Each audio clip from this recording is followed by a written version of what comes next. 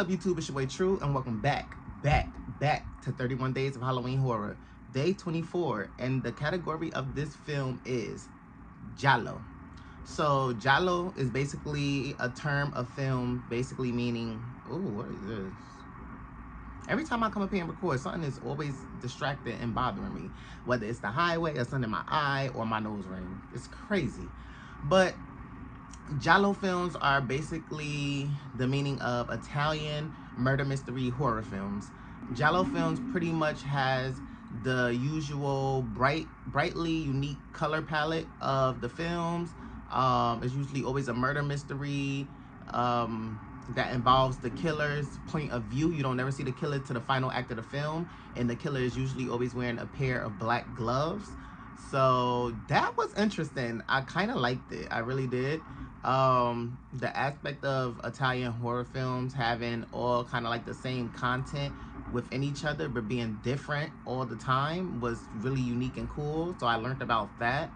So the film that I ended up choosing was Deep Red. Deep Red came out in 1975, which was directed by Dario Argento and distributed by Cineris, something like that, Cineris. The film was actually pretty good. I'm starting to recognize with old horror films, they're either really short or they're straight to the point. A lot of deaths happen usually quickly on, and they're usually very like strange, and most of them I end up watching for some reason always is in another language where I have to watch subtitles, which is crazy. But I ended up finding a copy of this movie on Vudu, and it was in English, so I was like, woo, child, no subtitles today. But either way, the film is basically about a pianist, and he discovers that there is somebody killing people based off, I guess, them knowing about a murder that happened like 20 years before on Christmas, where somebody was stabbed to death, and it's a drawing or a painting somewhere.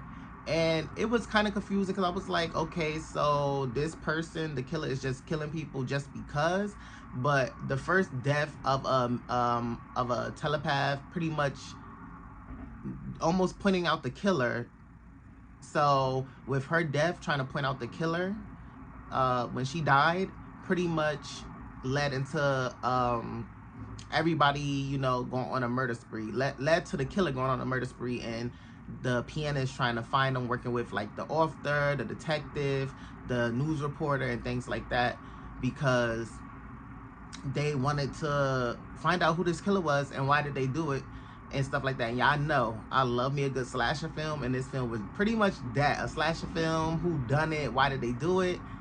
One thing I will say though, the score of the score of the film was very, very unsettling. If anything made me feel like very disturbed, it would have been the score, because it was times in a movie where things was happening and a score would play, and that score had nothing. It didn't sound like it would be like, it sounded like the score was meant for another scene, but they placed it to a certain scene, and then it'll throw you off and it'll be like, this feels a little eerie, like.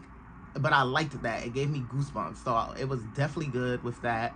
The acting was pretty good. Like, you got to see different things, and they also had a character that was in the LGBTQ plus community, so that was kudos to them. I appreciated that. The killer,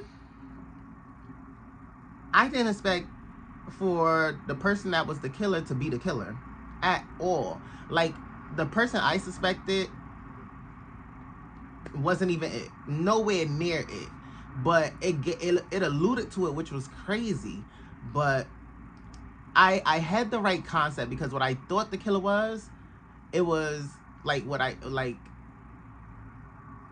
say, what I thought the gender of the killer was, it was correct, and I just based that off like the body frame I usually base like killers and stuff like that, like off the body frame of the costume or the clothes that they're wearing if they don't show the face, which I was right about that, but the person I had in my head all the time wasn't even it. And then the second person I thought it wasn't even it. So I was like, what is going on? But I'm happy they revealed who it was and why did they do everything, which was, it made sense. This was a great film. The film came in around, I would say, a little bit under an hour and 30 minutes, which was good timing for me. Um, yeah, the film was really great. I would recommend this to anybody who does not know of Giallo films, and give them a try. Honestly, I honestly like it because I didn't know many films were like where the films are directed by Italian directors and set in like an Italian setting. Pretty much those are Giallo films, like all horror where they have brightly lit colors, like Suspiria. That one, I Know Who Killed Me with Lindsay Lohan. All those movies are pretty much Giallo films, and I was like, this is like, it blows my mind to like, not only that I like horror, but I'm learning about so many different types of horror, which is good and cool in a way. But I definitely will rate this film. I give it a 7 out of 10. I liked it. The music threw me off, which was good, but it was just like the placement of it, I was like thrown off. And kind of like the deaths. The death was kind of like cheesy. The deaths gave me Friday the 13th. If you know, you know, like where the blood was more so like of a paint substance. But I understand the movie is from 1975, so I get it. But however, that's gonna knock down points on my behalf, I guess. So yeah, 7 out of 10 stars is for me. I would definitely recommend this if you have never watched a Giallo film. Take a chance, watch one of them. It don't have to be deep red, but just watch one of them and let me know what you watch down below in the comment section. With that being said, hit that subscribe button, hit that notification bell, so that way you stay in tune to all future videos that I do drop.